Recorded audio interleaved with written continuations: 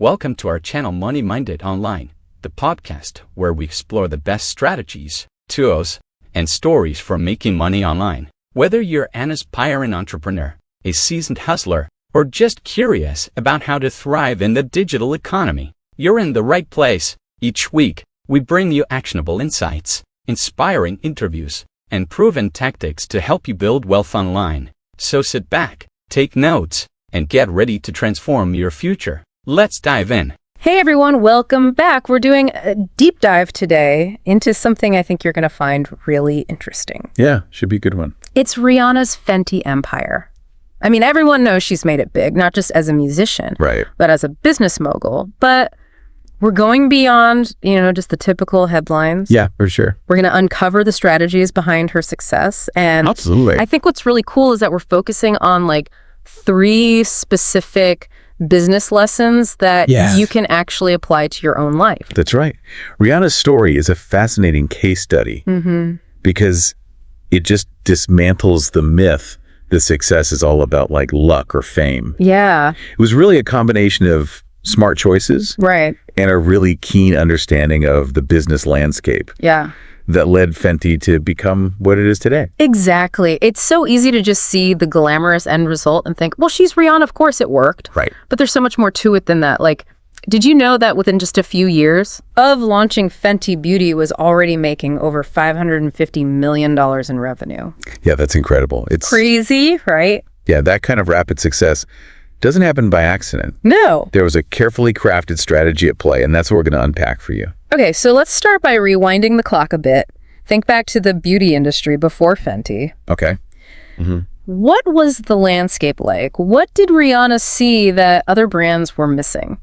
It was an industry that, for the most part, wasn't catering to the full spectrum of skin tones. Right. A lot of brands offered just a very limited range of foundation shades, which meant a huge segment of potential customers felt excluded. Yeah, that's such a crucial point, and Fenty really flipped the script, right? They did. They launched with 40 foundation shades. Was that common back then? Not at all. It was a very bold move that instantly set them apart. Yeah. It showed that they really understood their target audience, not just in terms of like demographics, Right. but in terms of their needs and their desires.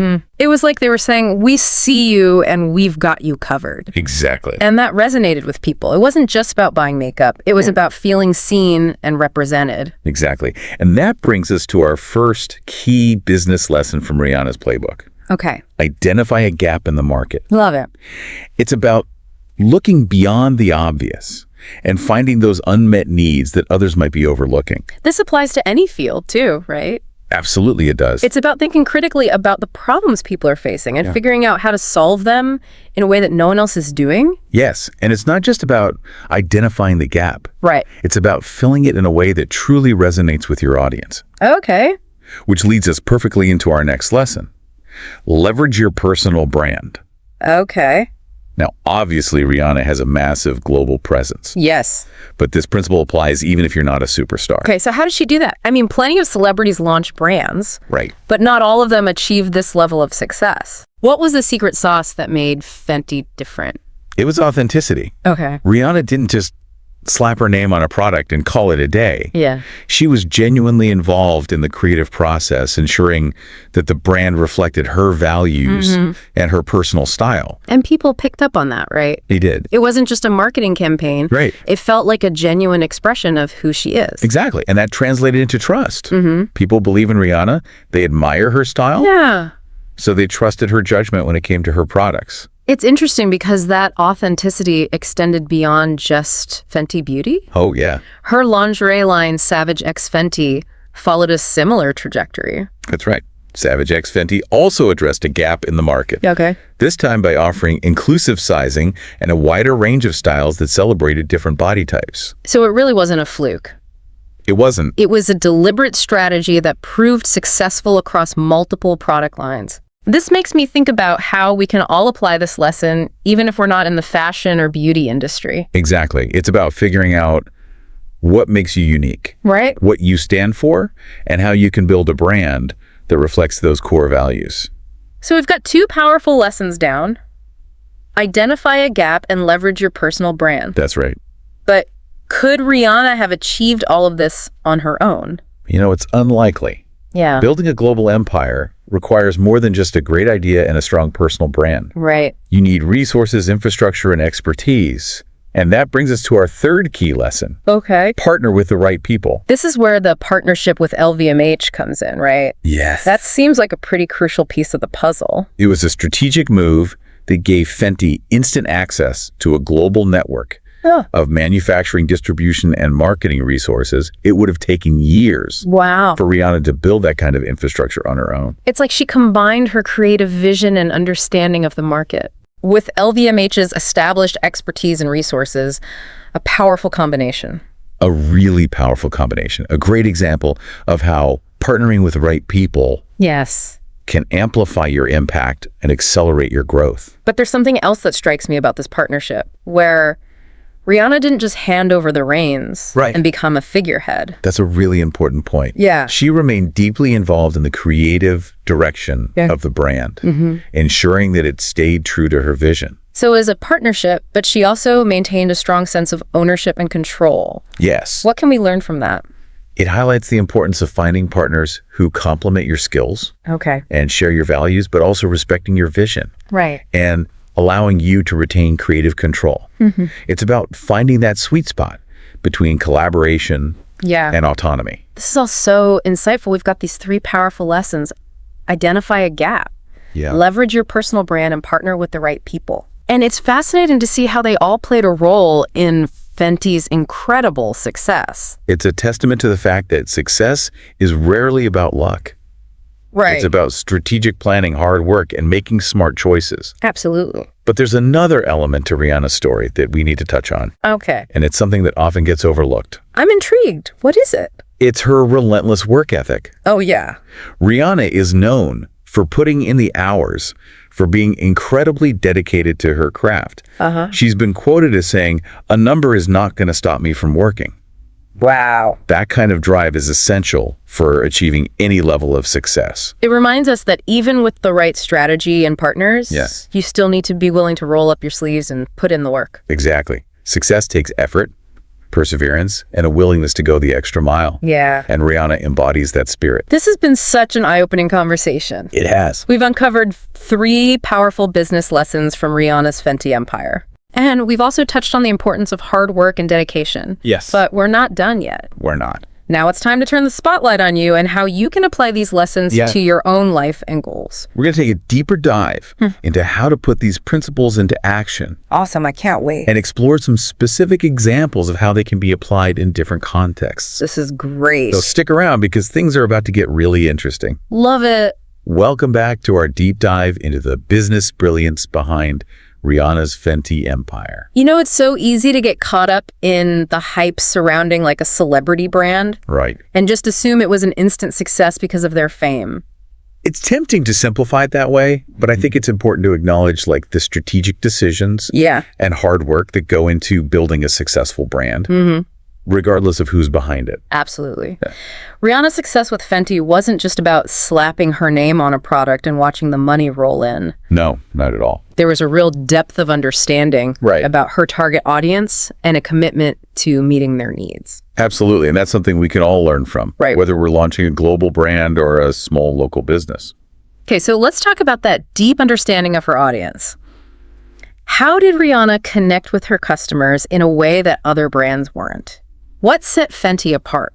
It goes back to those key lessons we discussed earlier. Okay. Identifying a gap in the market and leveraging your personal brand. Right. She wasn't just selling products, she was selling a feeling, a sense of belonging, a vision of inclusivity that resonated deeply with her audience. And think about the messaging around Fenty Beauty. Yeah. It wasn't about conforming to unrealistic beauty standards. Right. It was about celebrating individuality and embracing your unique features. And that really struck a chord with people, especially those who had long felt ignored or excluded by the traditional beauty industry. Absolutely. It created a loyal following that went beyond just customers. It felt like a community, a movement. Okay, so we've talked about the inclusivity, authenticity, strategic partnerships. Right. But let's dig into the how did Rihanna and her team actually put these principles into practice? Well, take the example of the Fenty Beauty launch. Remember those 40 foundation shades we mentioned? Of course. It was a game changer in the industry. It wasn't just about offering a wide range of colors, though. Right. It was about the thought and intention behind it.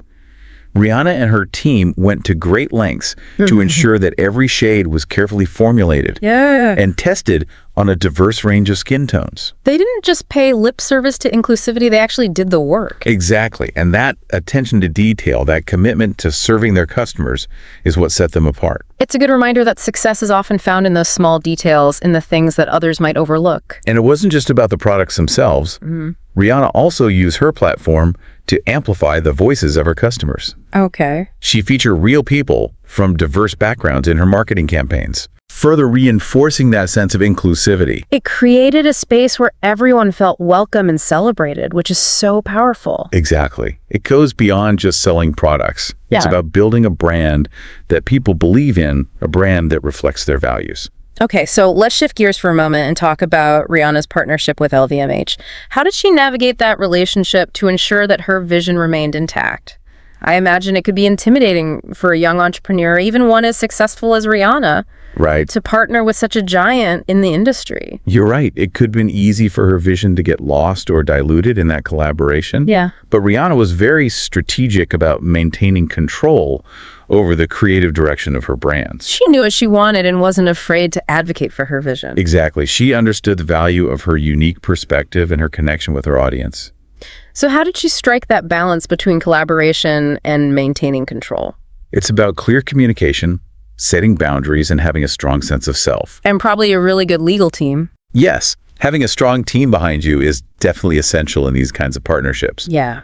But the point is that Rihanna didn't just sit back and let things happen. Right. She was actively involved in every step of the process, ensuring that her voice was heard and her vision was respected. She leveraged the resources and expertise of LVMH Yes. while staying true to her own creative direction. And that's a valuable lesson for anyone looking to partner with larger companies or organizations. It's about finding that sweet spot where you can benefit from their strength, Right. without compromising your own values and goals. Absolutely. It's a delicate dance, but one that Rihanna has clearly mastered. You know, one thing that really stands out to me about Rihanna's story is her incredible work ethic. Oh, yeah. It's not just about talent or luck. She puts in the hours, she's dedicated to her craft. Absolutely. She's a true hustler. And I think that's something that often gets lost in conversations about success. Yeah, people see the glamour, the fame, the fortune, Right. but they don't always see the behind-the-scenes grind. Exactly. Success takes work. It takes dedication, perseverance, and a willingness to go the extra mile. And Rihanna's a great example of that. She didn't just rest on her laurels as a music icon. Yeah. She saw an opportunity, she had a vision, and she went after it with everything she had. And that's a powerful message for all of us. It's not about waiting for things to happen. It's about making them happen. Okay, we've covered a lot of ground here, from identifying market gaps to leveraging personal brands and forming strategic partnerships. Yeah, We've also seen how Rihanna's work ethic played a crucial role in her success. absolutely. But now it's time to bring it back to you, our listener. How can you apply these lessons to your own life, your own dreams, your own hustle? Right. What are the gaps you see in your field? What unique strengths can you leverage? And who are the potential partners who could help you achieve your goals? That's where the real deep dive begins. We're going to explore these questions in more detail in our next segment, so stay tuned because we're about to get really practical. All right, we are back and ready to bring it all home. Yes, let's do it. We've spent this episode dissecting Rihanna's journey with Fenty, uncovering the business savvy behind this incredible success. It's got a great deep dive. It has been a great deep dive, but as we've emphasized throughout, the real value lies in applying these lessons to your own life and ventures. Right. Exactly. Yeah. I don't want you to just think like, wow, Rihanna's amazing, Right. but to walk away with tangible takeaways Right. that you can actually use. Think back to what resonated with you most from our conversation. Yeah. Did the power of identifying those unmet needs, those gaps in the market, did that really strike a chord? Or maybe it was the emphasis on building a brand that genuinely reflects your values, your unique story. Yeah, or those strategic partnerships. Right. The art of collaboration and leveraging expertise to reach new heights.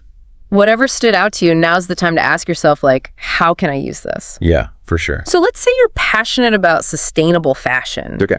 Maybe you've noticed a lack of affordable, eco-friendly clothing options for plus-size individuals. That right there, that's your gap. Perfect example. So you've identified the unmet need.